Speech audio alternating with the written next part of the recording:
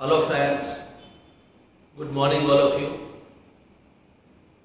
જો આપણે ઓર્ગેનિક કેમિસ્ટ્રીમાં એકબીજાથી સ્વતંત્ર હોય અને સમીકરણ પ્રમાણમાં ઓછા આવતા હોય, મિકેનિઝમ પ્રમાણમાં ઓછી આવતી હોય એવા ચેપ્ટર લઈએ છીએ. આમાંનું એક ચેપ્ટર 15મું પોલિમર સંયોજનો પૂરું કર્યું. હવે આવું જ એક બીજું ચેપ્ટર છે 14મું ચેપ્ટર જૈવિક અણુઓ. આમ જુઓ તો ખરેખર તો બાયોલોજીનું ચેપ્ટર છે. બી ગ્રુપના સ્ટુડન્ટો ઓલરેડી 11માં આખું ચેપ્ટર ભણી ગયા છે.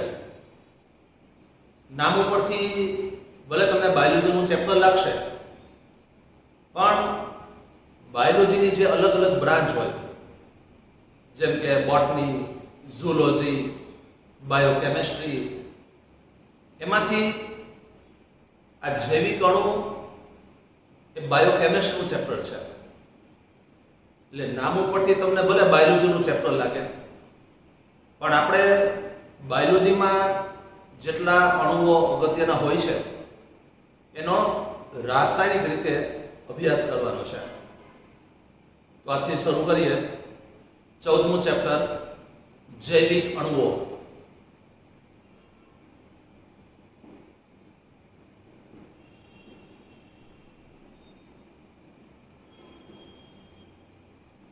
ચેપ્ટર નંબર 14 જૈવિક અણુઓ.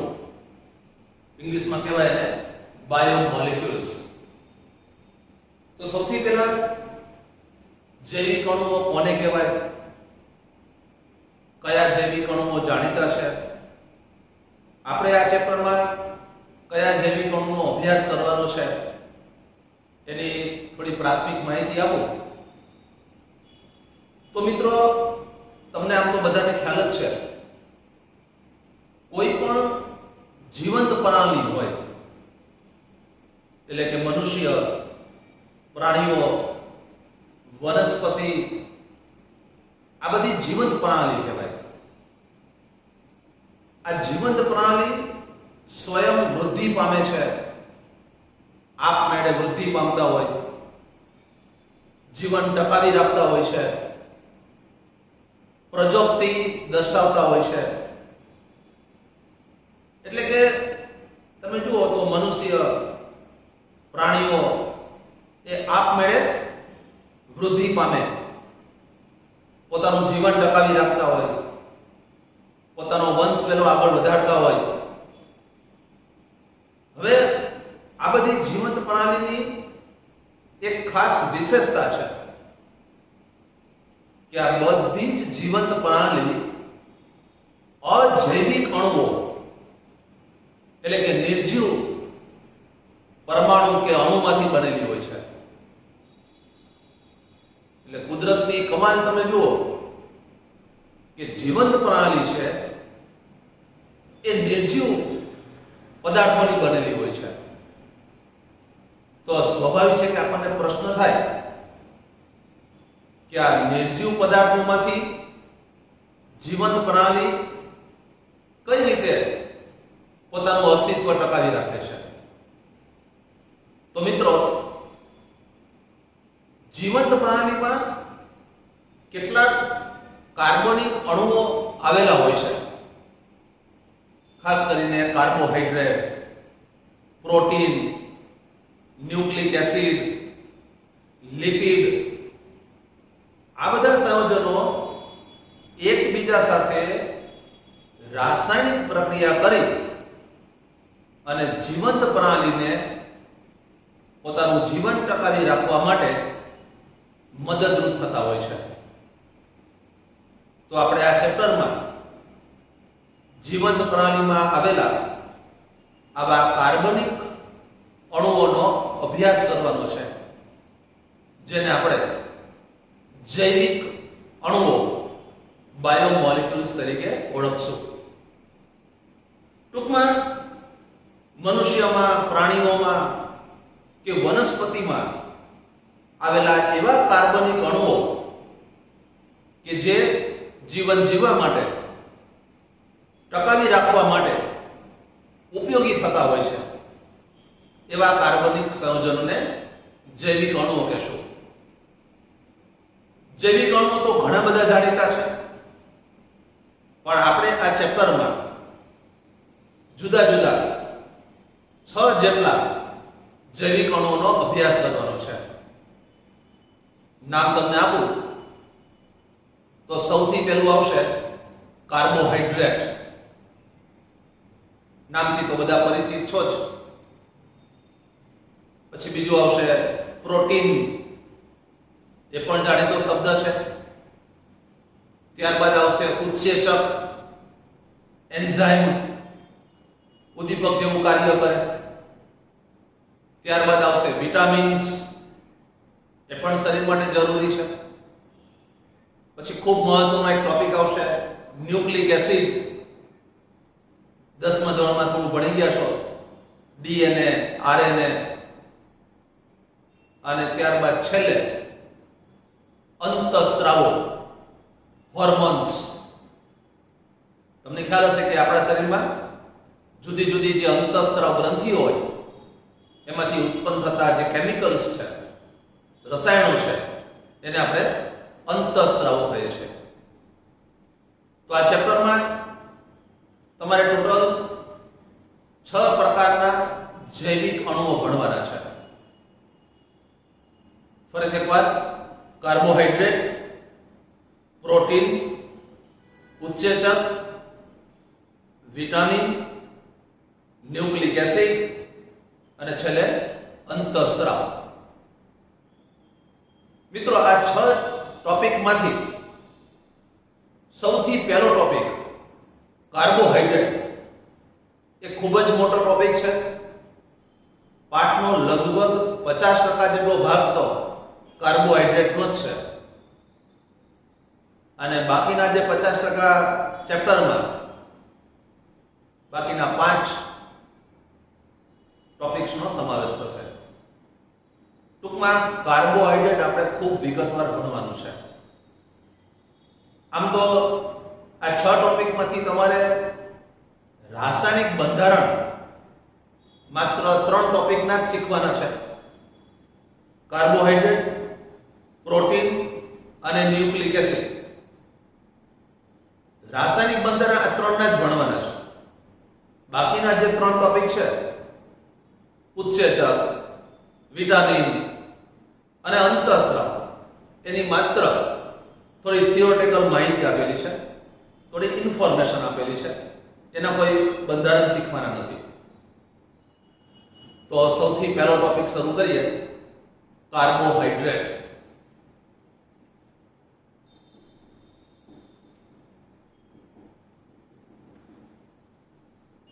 મિત્રો, આમ તો કાર્બોહાઈડ્રેટ નામથી પણ આ બધા પરિચિત છો જ, પણ હવે આપણે ડિટેલ્સમાં કાર્બોહાઈડ્રેટનો અભ્યાસ કરવાનો છે.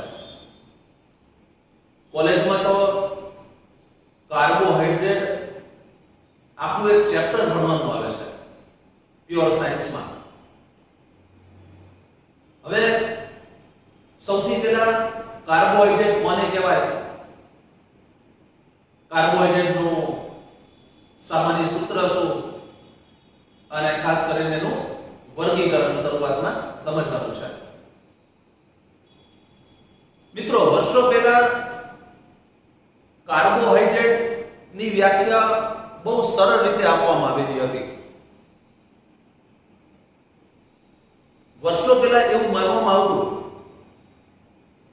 કે કાર્બન, હાઇડ્રોજન અને ઓક્સિજન તત્વોના બનેલા સંયોજનો,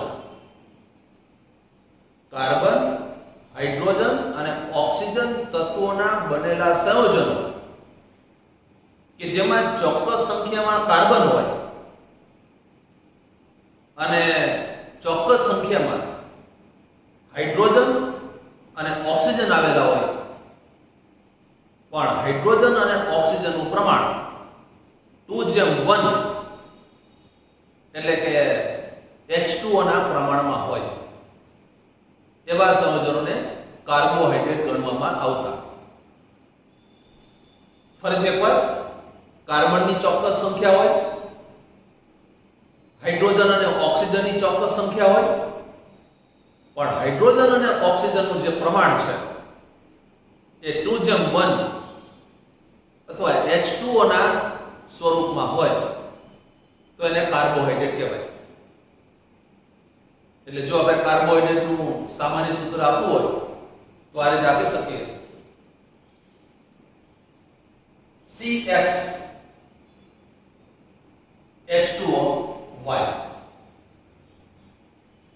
એટલે તમે જુઓ કે કાર્બન, હાઇડ્રોજન અને ઓક્સિજન તત્વોના બનેલા સંયોજન કે જેમાં ચોક્કસ સંખ્યામાં કાર્બન હોય, ચોક્કસ સંખ્યામાં હાઇડ્રોજન અને ચોક્કસ સંખ્યામાં ઓક્સિજન હોય, પણ હાઇડ્રોજન અને ઓક્સિજનનું જે પ્રમાણ છે એ 2:1 અથવા H2O ના સ્વરૂપમાં હોય તો એને કાર્બોહાઈડ્રેટ ગણવામાં આવતા. અહીંયા X અને Y સરખા હોય પણ શકે, ન પણ હોય. તમને ખ્યાલ છે, સૌથી પહેલો કાર્બોહાઈડ્રેટ જાણીતો છે ગ્લુકોઝ. ગ્લુકોઝમાં તમે જુઓ X ની કિંમત 6 અને Y ની કિંમત 6 મૂકો તો ગ્લુકોઝનું અણુસૂત્ર શું બનશે? C6, 6 કાર્બન, અને અહીંયા તમે 6 મૂકો તો હાઇડ્રોજન 12, H12 અને ઓક્સિજન 6, તો C6H12O6. અહીંયા X અને Y ની કિંમત સરખી છે, પણ બધામાં હોતી નથી. એ આપણે આગળ જતા ભણશું. તો આ કાર્બોહાઈડ્રેટનું સામાન્ય સૂત્ર કહેવાય છે.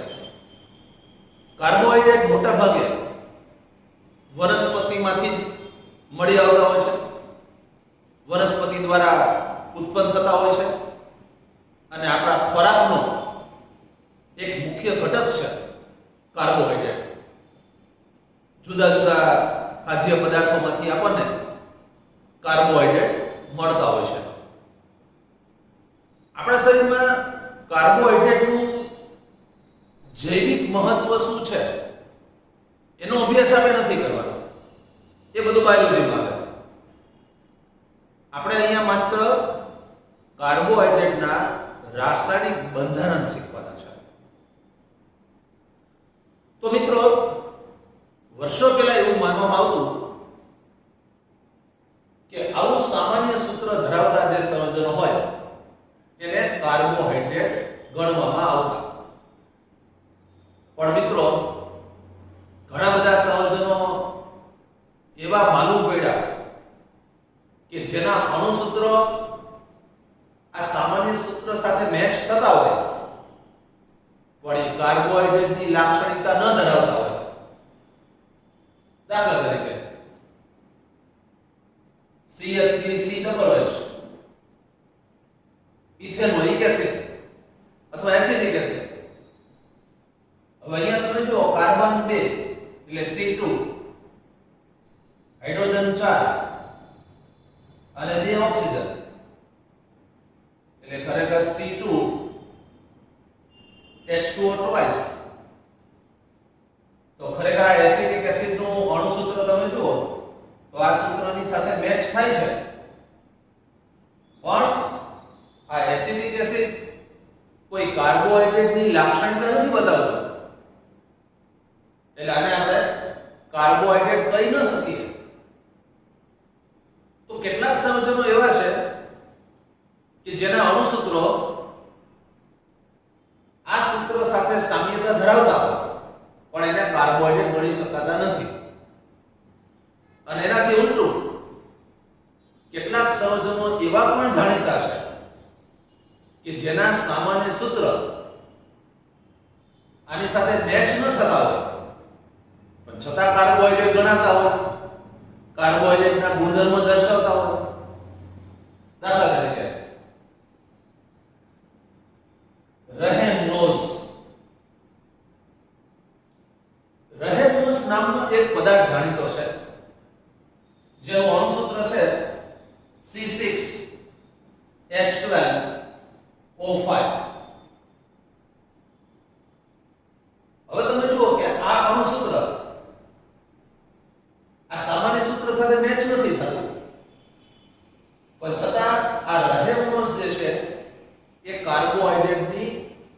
બધી જ લાક્ષણિકતા દર્શાવે છે,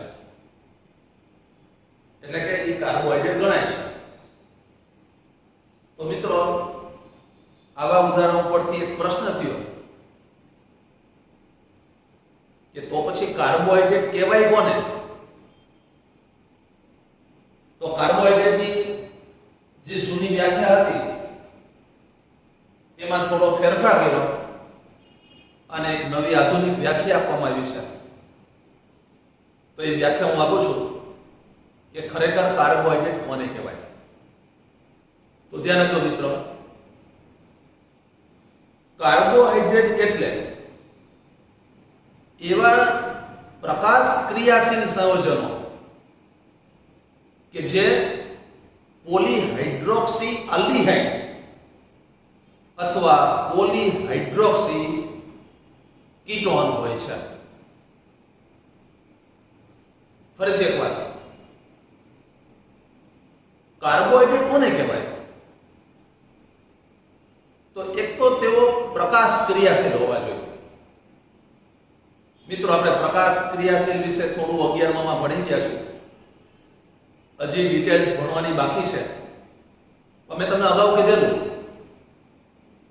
કે જે સંયોજનો ધ્રુવીભૂત પ્રકાશનું જમણી બાજુ કે ડાબી બાજુ કોણાવર્તન કરતા હોય, એટલે કે ડેક્સ્ટ્રો અથવા લીવો જેવા સમઘટકો ધરાવતા હોય, એને પ્રકાશ ક્રિયાશીલ કહેવાય. અને યાદ કરો, મેં તમને ખાસ કીધેલું કે જે સંયોજનોમાં અસમ કાર્બન આવેલો હોય એ પ્રકાશ ક્રિયાશીલ હોય. તો કાર્બોહાઈડ્રેટ એટલે પ્રકાશ ક્રિયાશીલ હોય. ધેટ મીન્સ એમાં અસમ કાર્બન આવેલો હોય. અને બીજું પોલીહાઇડ્રોક્સી આલ્ડીહાઇડ હોય, એટલે આલ્ડીહાઇડ સમૂહ ધરાવતા હોય. અને પોલીહાઇડ્રોક્સી, હાઇડ્રોક્સી એટલે OH સમૂહ. જનરલી OH ની સંખ્યા 3 કે 3 થી વધારે હોય ને તો એને પોલીહાઇડ્રોક્સી કહેવાય. તો પોલીહાઇડ્રોક્સી આલ્ડીહાઇડ હોય અથવા પોલીહાઇડ્રોક્સી કીટોન હોય તો તેઓને કાર્બોહાઈડ્રેટ કહે છે. ટૂંકમાં કાર્બોહાઈડ્રેટ એટલે કાર્બન, હાઇડ્રોજન અને ઓક્સિજન તત્વોના બનેલા સંયોજનો કે જેઓનું સામાન્ય સૂત્ર આની સાથે મેચ થતું હોય, પ્રકાશ ક્રિયાશીલ હોય, પોલીહાઇડ્રોક્સી આલ્ડીહાઇડ હોય અથવા પોલીહાઇડ્રોક્સી કીટોન હોય તો તેઓને કાર્બોહાઈડ્રેટ કહે છે. મિત્રો, કાર્બોહાઈડ્રેટની એક બીજી વિશેષતા છે કે મોટાભાગના કાર્બોહાઈડ્રેટ સ્વાદમાં ગળિયા પદાર્થો છે, સ્વાદમાં મીઠા હોય છે. એટલા માટે તેઓને શર્કરા તરીકે પણ ઓળખવામાં આવે છે. શર્કરા. આમ તો કાર્બોહાઈડ્રેટ માટે હજી એક બીજો શબ્દ વપરાય છે, તેઓને સેકેરાઇડ સંયોજનો પણ કહેવાય છે. લેટિન ભાષામાં એક શબ્દ છે સેક્રોન. સેક્રોન એટલે આમ તો ગળિયા પદાર્થો. આપણે વ્યવહારમાં તમને ખ્યાલ હોય તો સેકેરિન કહીએ છીએ. તો એ સેક્રોન જે લેટિન શબ્દ છે ગળિયા પદાર્થો માટે, એના ઉપરથી તેઓને સેકેરાઇડ પણ કહેવાય છે. તો મોટાભાગના કાર્બોહાઈડ્રેટ સ્વાદમાં ગળિયા પદાર્થો હોય છે, એટલે આપણે એને શર્કરા તરીકે પણ ઓળખશું. ઘણા બધા કાર્બોહાઈડ્રેટ જાણીતા છે, આપણે ખોરાકમાં પણ લેતા હોય છે. વ્યવહારમાં સૌથી વધારે જો કાર્બોહાઈડ્રેટનો ઉપયોગ થતો હોય તો તે છે સુક્રોઝ. સુક્રોઝ એટલે આપણે ઘર વપરાશમાં જેનો ઉપયોગ કરીએ છીએ, ખાંડ, એને સુક્રોઝ કહેવાય. સુક્રોઝનું અણુસૂત્ર બધાને ખ્યાલ હશે, C12H22O11. તો મિત્રો, આ ચેપ્ટરમાં આપણે આવા કાર્બોહાઈડ્રેટનો બહુ વિગતવાર અભ્યાસ કરવાનો છે. બહુ લાંબો એક ટોપિક છે. કાર્બોહાઈડ્રેટના સ્ટ્રક્ચર ખૂબ મોટા હોય છે. સ્ટ્રક્ચર ખૂબ ભલે મોટા હોય પણ આમ દોરવા પ્રમાણમાં સરળ હોય છે. પણ મિત્રો, હું બોર્ડમાં સ્ટ્રક્ચર તમને સમજાવું, પછી તમે નોટમાં કે રફ પેજ ઉપર સ્ટ્રક્ચર બનાવવાનો પ્રયત્ન કરજો, તો જ કાર્બોહાઈડ્રેટના સ્ટ્રક્ચર તમને આવડશે. હવે સૌથી પહેલા આપણે કાર્બોહાઈડ્રેટનું વર્ગીકરણ સમજવાનું છે. કાર્બોહાઈડ્રેટનું વર્ગીકરણ તેના જળ વિભાજનથી કઈ નિપજ મળે છે તેના આધારે 3 પ્રકારમાં કરવામાં આવેલું છે. હું તમને કોઈ કાર્બોહાઈડ્રેટ આપું, એ કયા પ્રકારનો છે એ એની જળ વિભાજનથી મળતી નિપજને આધારે નક્કી થાય. તો કાર્બોહાઈડ્રેટનું વર્ગીકરણ તેની જળ વિભાજનથી મળતી નિપજોને આધારે 3 પ્રકારમાં કરવામાં આવેલું છે. એમાં સૌથી પહેલો પ્રકાર છે મોનોસેકેરાઇડ. આમ તો નામ ઉપરથી ખ્યાલ આવી જશે. નંબર 2 ઓલિગોસેકેરાઇડ અને નંબર 3 પોલિસેકેરાઇડ. ચાલો, સૌથી પહેલા મોનોસેકેરાઇડ કોને કહેવાય? તો કે જે કાર્બોહાઈડ્રેટનું જળ વિભાજન થઈ શકતું નથી, એટલે પોતે જળ વિભાજનથી પ્રાપ્ત થયા હોય અને એનું હવે આગળ જળ વિભાજન થઈ ન શકે, તો તેને મોનોસેકેરાઇડ કહે છે. જે કાર્બોહાઈડ્રેટનું પોલીહાઇડ્રોક્સી આલ્ડીહાઇડ કે પોલીહાઇડ્રોક્સી કીટોનમાં જળ વિભાજન થઈ શકતું નથી, તેઓને મોનોસેકેરાઇડ કહે છે. ઉદાહરણ ખાસ યાદ રાખજો. સૌથી પહેલું આવશે ગ્લુકોઝ, ફ્રુક્ટોઝ, રિબોઝ. આ બધા મોનોસેકેરાઇડ છે. હવે આનું આગળ જળ વિભાજન ન થઈ શકે, કારણ કે ગ્લુકોઝ પોતે જ જળ વિભાજનથી પ્રાપ્ત થયું હોય. ફ્રુક્ટોઝ જળ વિભાજન અંતે પ્રાપ્ત થતી નિપજ છે, એનું આગળ જળ વિભાજન ન થાય. તો જે કાર્બોહાઈડ્રેટનું જળ વિભાજન થઈ શકતું નથી એને આપણે મોનોસેકેરાઇડ કહેશું.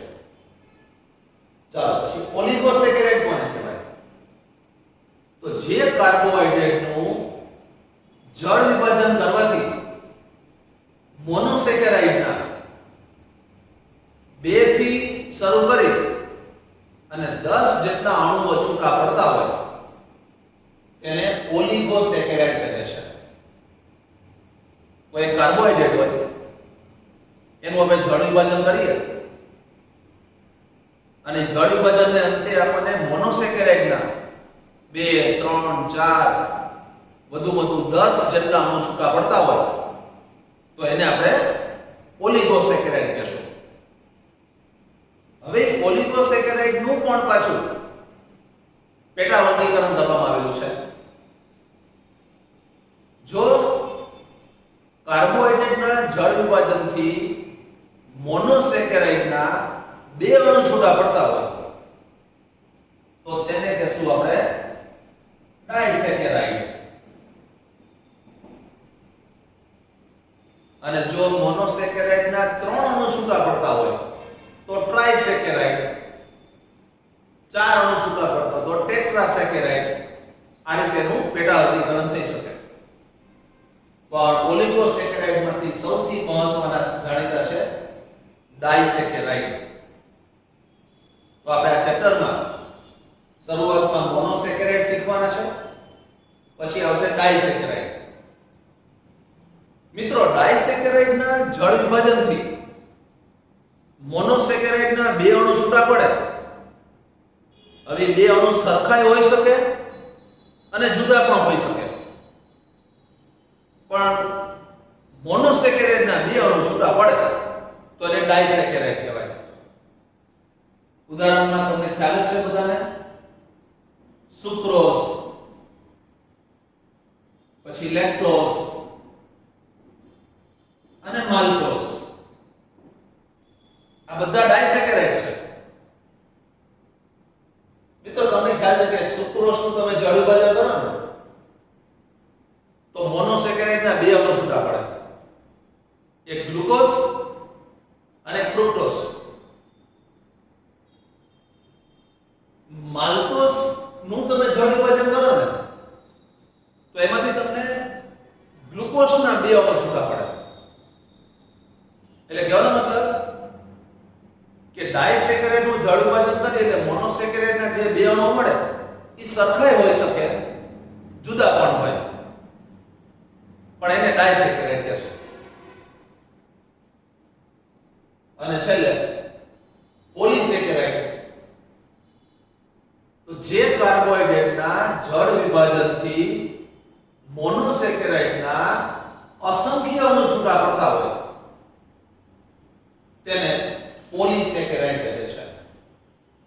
પોલીસેકેરાઇડના બે ઉદાહરણ જાણીતા છે, એક સ્ટાર્ચ અને બીજું સેલ્યુલોઝ. આમ તો આ સિવાય પણ ઘણા બધા છે, પણ વધારે જાણીતા ઉદાહરણમાં સ્ટાર્ચ અને સેલ્યુલોઝ. મિત્રો તમને ખ્યાલ હશે કે સ્ટાર્ચ જે છે ને એનું તમે જળ વિભાજન કરો ને તો ગ્લુકોઝના અસંખ્ય અણુ છૂટા પડે. એટલે ખરેખર તો ગ્લુકોઝનો પોલિમર એટલે સ્ટાર્ચ. ગ્લુકોઝનો એક અણુ હોય, એની સાથે બીજો અણુ, એની સાથે ત્રીજો અણુ, એની સાથે ચોથો અણુ, એવા ગ્લુકોઝના અસંખ્ય અણુ જોડાયેલા હોય અને જે વિરાટ અણુ બને એને કહેવાય ગ્લુકોઝનો પોલિમર અને એનું નામ એટલે સ્ટાર્ચ. તો સ્ટાર્ચ, સેલ્યુલોઝ આ બધા પોલીસેકેરાઇડ છે. પોલીસેકેરાઇડ એ મોનોસેકેરાઇડ અને પોલીસેકેરાઇડ કરતા એક બાબતમાં જુદા પડશે. મોનોસેકેરાઇડ અને ઓલિગોસેકેરાઇડ એ સ્વાદમાં ગળિયા પદાર્થો છે, એટલે એને શર્કરા કહેવાય. જ્યારે પોલીસેકેરાઇડ એ સ્વાદમાં ગળિયા હોતા નથી, સ્વાદ વિહીન જેને કહીએ આપણે. એટલા માટે ઘણી વખતે તેને બિન શર્કરા પણ કહેવાય છે. એટલે શર્કરા અને બિન શર્કરા. તો આ ચેપ્ટરમાં આપણે આવા જુદા જુદા કાર્બોહાઈડ્રેટના બંધારણ સમજવાના છે. સૌથી પહેલા આપણે મોનોસેકેરાઇડમાં ગ્લુકોઝનું બંધારણ સમજવાનું છે. આમ જો તો બધા જ કાર્બોહાઈડ્રેટના બંધારણ એ ગ્લુકોઝના બંધારણ ઉપર આધારિત છે. એટલે તમારા માટે ગ્લુકોઝ એ ખૂબ મહત્વનું બનશે. ગ્લુકોઝનું બંધારણ જો આવડશે તો જ એના ઉપરથી બાકીના કાર્બોહાઈડ્રેટના બંધારણ તમને સમજાશે. તો સૌથી પહેલા મોનોસેકેરાઇડમાં ગ્લુકોઝ લેશું. ગ્લુકોઝનું બંધારણ સમજાઈ જાય પછી એના ઉપરથી ફ્રુક્ટોઝ આવશે. મોનોસેકેરાઇડમાં આપણે બે લેવાના છે, ગ્લુકોઝ અને ફ્રુક્ટોઝ. મોનોસેકેરાઇડ પૂરા થશે પછી ઓલિગોસેકેરાઇડ, એમાં આપણે ડાયસેકેરાઇડ લેવાના છે. એમાં આપણે સુક્રોઝ, લેક્ટોઝ અને માલ્ટોઝ એ ત્રણેયના બંધારણ સમજવાના છે. ત્રણેયના બંધારણ લગભગ સરખા છે, માઇનોર ફેરફાર છે. અને છેલ્લે આપણે પોલીસેકેરાઇડમાં સ્ટાર્ચ અને સેલ્યુલોઝના પણ બંધારણ સમજવાના છે. તો આ ચેપ્ટરમાં આવા જુદા જુદા કાર્બોહાઈડ્રેટના પહેલા બંધારણ સમજશું. કાર્બોહાઈડ્રેટ બહુ લાંબો એક ટોપિક છે, પણ ફ્યુચરમાં બહુ ઉપયોગી થશે. તમે 12th પછી કોઈ પણ કોર્સમાં એડમિશન લેશો, એન્જિનિયરિંગમાં, મેડિકલમાં, ફાર્મસીમાં, પ્યોર સાયન્સમાં, બધી જગ્યાએ કાર્બોહાઈડ્રેટ તો આવશે જ. બીજું, કાર્બોહાઈડ્રેટનું વર્ગીકરણ અત્યારે આપણે એની જળ વિભાજનની નિપજને આધારે કર્યું. એક બીજું વર્ગીકરણ પણ છે. કાર્બોહાઈડ્રેટ બે પ્રકારના હોય. એક રિડ્યુસિંગ શર્કરા અને બીજું નોન રિડ્યુસિંગ શર્કરા. આમ તો નામ ઉપરથી ખ્યાલ આવી જવો જોઈએ. રિડ્યુસિંગ શર્કરા કોને કહેવાય? રિડક્શન કરતા, કે જે કાર્બોહાઈડ્રેટ પોતે ઓક્સિડેશન પામતા હોય. હવે સ્વાભાવિક છે પોતે ઓક્સિડેશન પામતા હોય એટલે તે બીજાનું રિડક્શન કરતા હોય એટલે એને રિડ્યુસિંગ શર્કરા કહેવાય. ખાસ કરીને જેમાં આલ્ડીહાઇડ આવેલો હોય, જેમાં કીટોન આવેલો હોય, એ બધા રિડ્યુસિંગ કહેવાય. કારણ કે જો કોઈ અણુમાં આલ્ડીહાઇડ સમૂહ આવેલો હોય ને તો એનું ઓક્સિડેશન સરળતાથી કરી શકાય. હવે જો એનું પોતાનું ઓક્સિડેશન સરળતાથી થતું હોય તો પોતે બીજાનું રિડક્શન કરે છે એમ કહેવાય, એટલે એને રિડ્યુસિંગ શર્કરા કહેવાય. તો આપણે આ બધા ગ્લુકોઝ, ફ્રુક્ટોઝ જે ભણવાના છે કે જેમાં આલ્ડીહાઇડ હશે, કોઈમાં કીટોન હશે, તો એ બધા રિડ્યુસિંગ શર્કરા કહેવાશે. અને કેટલાક કાર્બોહાઈડ્રેટ એવા છે કે જેમાં આવો કોઈ આલ્ડીહાઇડ કે કીટોન સમૂહ આવેલો હોતો નથી, એટલે બીજાનું રિડક્શન કરી શકતા ન હોય, તેને નોન રિડ્યુસિંગ શર્કરા કહેવાય છે. આલ્ડીહાઇડ અને કીટોનને પારખવાની જુદી જુદી કસોટીઓ આવે. આપણે ઓર્ગેનિક કેમિસ્ટ્રીમાં આગળના જે 4 ચેપ્ટર બાકી છે ભણવાના, એમાં આલ્ડીહાઇડને પારખવા માટેની કસોટી આવશે. બે નામ આપું છું. એક છે ફેલિન કસોટી અને બીજી આવશે ટોલેન્સ કસોટી. કોઈ પણ પદાર્થમાં આલ્ડીહાઇડ છે કે નહીં એ નક્કી કરવા માટે એક ફેલિન કસોટી કરવાની અથવા ટોલેન્સ કસોટી કરવાની. તો મોટાભાગના આ જે મોનોસેકેરાઇડ છે ને, ગ્લુકોઝ, ફ્રુક્ટોઝ, એ ફેલિન કસોટી દર્શાવે છે, ટોલેન્સ કસોટી બતાવે છે. ધેટ મીન્સ એમાં આલ્ડીહાઇડ આવેલો છે. અને યાદ રાખજો, જેમાં આલ્ડીહાઇડ આવેલો હોય એનું પોતાનું ઓક્સિડેશન થાય પણ તે બીજાનું રિડક્શન કરી શકે એટલે રિડ્યુસિંગ શર્કરા કહેવાય. હવે ફેલિન કસોટી કોને કહેવાય, ટોલેન્સ કસોટી કોને કહેવાય, એ અત્યારે આપણે નહીં લઈએ. એ આગળના ઓર્ગેનિક કેમિસ્ટ્રીમાં ભણવાનું આવશે. ઇવન તમારે પ્રેક્ટિકલમાં પણ આ બંને કસોટી કરવાની આવે છે. તો મિત્રો, 14મું ચેપ્ટર જૈવિક અણુઓ આમ થિયોરેટિકલ છે. બંધારણ આવશે. બંધારણ તમે જોશો તો બહુ મોટા લાગશે પણ પ્રમાણમાં સહેલા હોય છે. ખૂબ નિરાતે ડે ટુ ડે નું વર્ક કરતા જશો તો પ્રમાણમાં સહેલું ચેપ્ટર છે. થિયોરેટિકલ છે, આમાં કોઈ બહુ જાજા સમીકરણ નથી આવવાના કે નથી કોઈ મિકેનિઝમ, એટલે તૈયાર કરવું પ્રમાણમાં સહેલું પડશે. પણ કાર્બોહાઈડ્રેટ ટોપિક છે એ આખો ટોપિક સળંગ છે.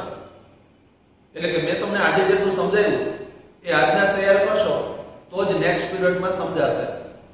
બધા ટોપિક એકબીજા ઉપર આધારિત છે. તમને ગ્લુકોઝનું બંધારણ આવડશે તો જ ફ્રુક્ટોઝનું આવડશે, અને ગ્લુકોઝ અને ફ્રુક્ટોઝના બંધારણ જો આવડશે તો જ ડાયસેકેરાઇડ ના આવડે, અને ડાયસેકેરાઇડના બંધારણ જો આવડતા હશે તો જ તમે એના ઉપરથી પોલીસેકેરાઇડ સમજી શકશો. એટલે કાર્બોહાઈડ્રેટ ટોપિક આખો સળંગ ટોપિક છે, બહુ લાંબો ટોપિક છે. પાઠનો 50% જેટલો ભાગ તો કાર્બોહાઈડ્રેટનો જ છે. તો હવે આપણે નેક્સ્ટ ટાઈમ કાર્બોહાઈડ્રેટના નામકરણની એક પદ્ધતિ છે એ ભણશું. અને મેઇન જે આપણે ભણવાનું છે ગ્લુકોઝ, એ ગ્લુકોઝની શરૂઆતમાં બનાવટ લેવાની આવશે. ગ્લુકોઝની બનાવટ પૂરી થઈ જશે પછી આપણે ગ્લુકોઝના બંધારણનો અભ્યાસ કરવાનો છે. તો આજે અહીં સુધી રાખીએ છીએ. Thank you very much.